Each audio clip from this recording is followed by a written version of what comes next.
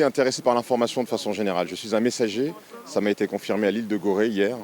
Le génie de la mer de Gorée m'a apparemment, moi je ne comprenais pas évidemment ce qui se disait dans la cérémonie, mais m'a baptisé le messager. Donc je vais résumer en disant que je suis un messager, mais je suis journaliste, producteur, écrivain. Alors j'ai écrit un livre qui s'appelle « Il n'est pas trop tard pour naître » et qui est une enquête sur l'univers.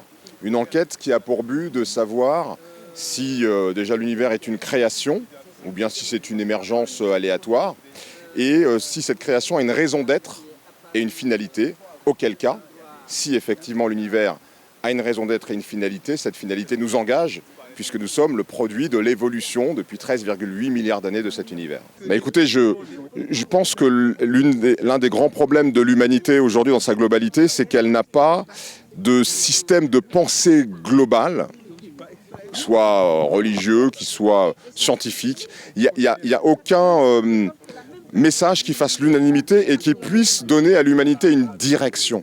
Aujourd'hui, chaque groupe humain, chaque pays agit en fonction de ses intérêts propres, qui ne sont pas les intérêts de son voisin.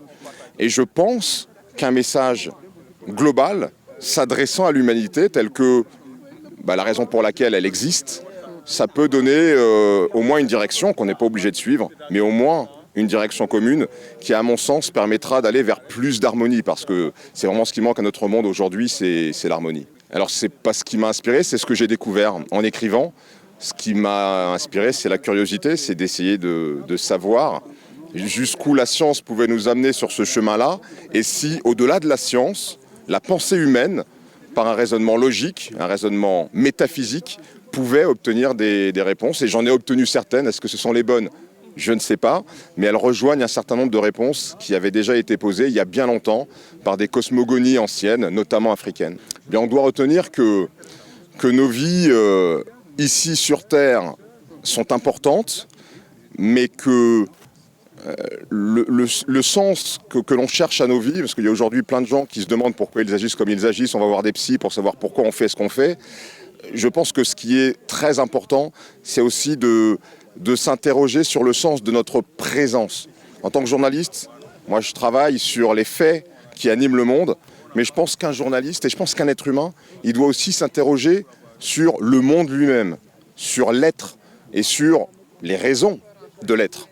Et donc voilà, j'invite les gens simplement à regarder les choses avec un peu de distance, parce que même si on ne partage pas ce à quoi j'aboutis, au moins le fait de regarder le monde d'un peu plus loin et de considérer le monde dans l'univers, ça nous permet de nous rendre compte qu'il est complètement stupide de se diviser sur des questions de religion, de couleur de peau, de statut social. Tout ça, à l'échelle de l'univers, est absolument ridicule. L'homme vaut plus que ça et il faut s'en rendre compte en essayant de prendre un peu de recul sur les choses. Voilà. Alors ma visite au Sénégal n'a pas porté en soi, dans l'écriture du livre, quelque chose, puisque je l'avais déjà terminé avant de venir, mais ce que je disais tout à l'heure, à savoir le fait que le génie de Gorée m'a baptisé messager, ça me donne encore plus de motivation pour défendre ce livre, défendre ce message. Et voilà, dans la tournée promotionnelle, médiatique que je vais avoir à faire à partir du 26 septembre, je vais avoir encore plus de force à défendre tout ça. Donc je suis ici pour participer à l'événement de Scène-Afrique, la deuxième édition, The Return. Et je suis présente en tant qu'ambassadrice. Et en tant qu'ambassadrice, ma participation à cette édition, c'est de participer à une discussion autour d'une table ronde intitulée « Ce que l'Afrique a apporté à l'astronomie ».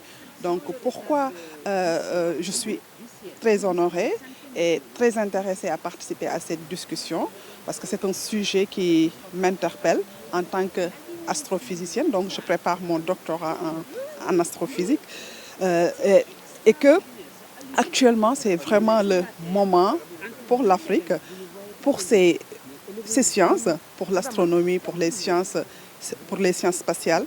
L'Afrique a vraiment son mot à dire. Et pour donner un exemple, pour ne pas aller très loin, le Sénégal a montré la preuve parce que plusieurs fois, 3 fois même, le Sénégal a accueilli d'importantes missions de la NASA pour permettre à préparer des missions spatiales.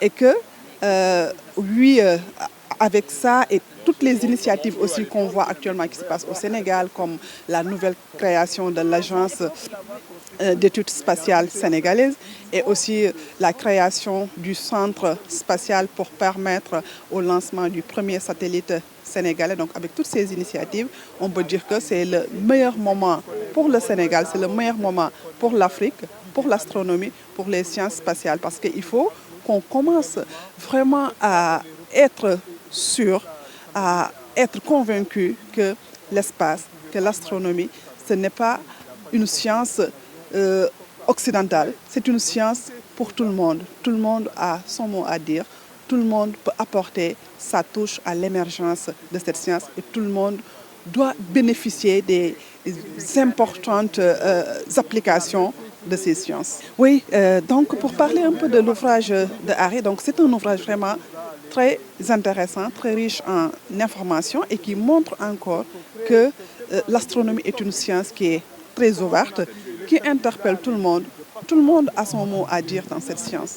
Alors moi je suis très contente parce que c'était un rêve d'avoir un talk autour du feu de bois et d'aller beaucoup plus loin, d'aller maintenant retourner dans la profondeur parce qu'on parle de notre culture, on parle de ce qu'était l'Afrique et on a toujours été dans la profondeur, dans la spiritualité et dans la compréhension des sciences.